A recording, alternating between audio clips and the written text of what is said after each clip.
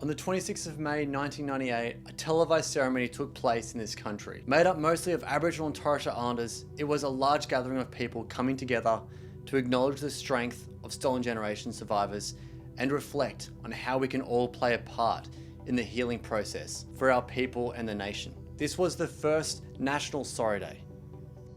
The date to reflect on Australia's dark past was decided for one very specific reason. It was 1 year after the Bringing Them Home report was tabled in Parliament, the result of a government inquiry into policies from 1910 to 1970, when between 10 to 30% of Aboriginal and Torres Strait Islander children were forcibly removed from their families and communities. This marked a pivotal moment in the healing journey of many stolen generation members. It was the first time their stories of being taken from their families were formally acknowledged in such a way. The inquiry was established because of the efforts of many Indigenous communities concerned that the public's ignorance of this forcible removal hindered the recovery of stolen generation members and the possible reunion of their families. The experiences of these people and their families were recorded in the report, highlighting how many of the issues facing these communities, such as mental illness, domestic violence, and substance abuse, were strongly associated with the forced removal of children and the failure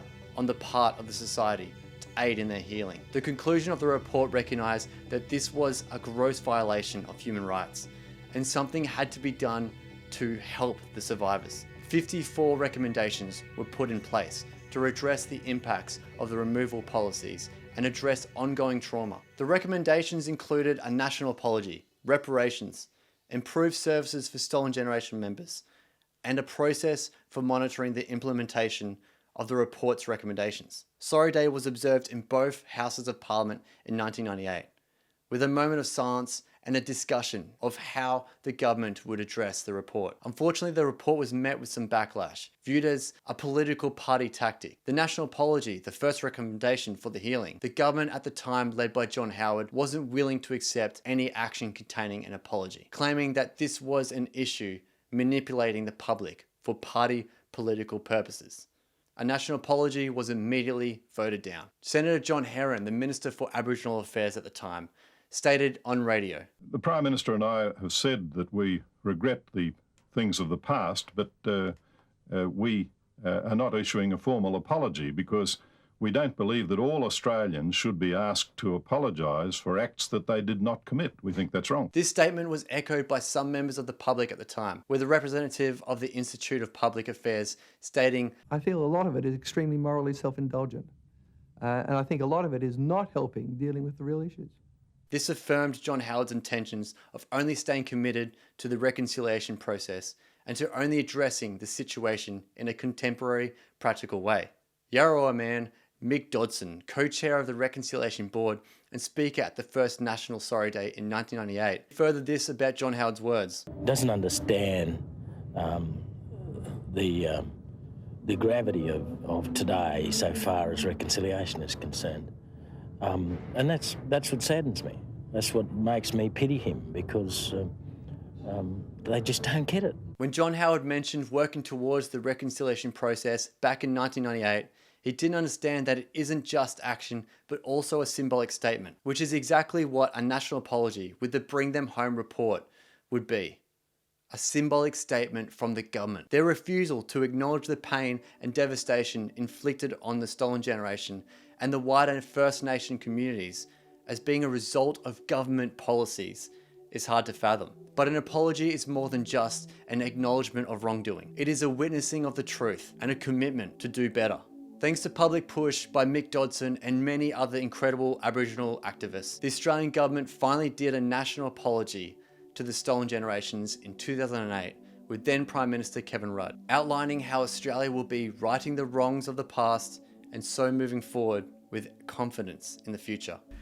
We apologise for the laws and policies of successive parliaments and governments that have inflicted profound grief, suffering and loss on these our fellow Australians. We apologise especially for the removal of Aboriginal and Torres Strait Islander children from their families, their communities and their country. A future where this Parliament resolves that the injustices of the past must never, never happen again. A future where we harness the determination of all Australians, Indigenous and non-Indigenous, to close the gap that lies between us and life expectancy, educational achievement and economic opportunity. While Kevin Rudd's speech is now an iconic part of this country's history and a great step forward for us non-Indigenous people in recognising the effects of colonisation has had on this land, we still have a long way to go. A report in 2017, 10 years after Kevin Rudd's speech, found that many of the Bring Them Home recommendations were still outstanding. Young people with parents, grandparents or great-grandparents who were taken are still 50% more likely to be charged by police, 30% less likely to be in good health, and 10% less likely to have a job. In fact, only last year findings came out that Aboriginal and Torres Strait Islander children are still being taken from their families at alarming rates, almost 10 times more than non-Indigenous children, and making up 37% of out-of-home care population. It must also be said that the non-Indigenous public, like myself, with British ancestry, should feel sorrow for the actions committed by my people in the past. It is up to all of us non-Indigenous people to seek more information about one of the oldest living cultures in the world. Follow such social media accounts like NITV or Grandmothers Against Removals to stay informed. And if you really care about reconciliation, then do the simplest thing by donating just 1% of your income to the organisation Pay the Rent. It isn't just about showing up during Reconciliation Week from May 27th to June 3rd, or any other event like Invasion Day, but trying to make things right every day of the year.